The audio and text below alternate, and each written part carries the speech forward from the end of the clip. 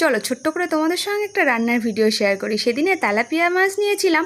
তো আমাদের বাড়িতে না মাছের ঝাল খুব কম হয়, ম্যাক্সিমাম মাছ সবজি দিয়ে আমার বর খেতে খুব পছন্দ করে, কিন্তু আজকের ভাবলাম না মাছের ঝালই করব।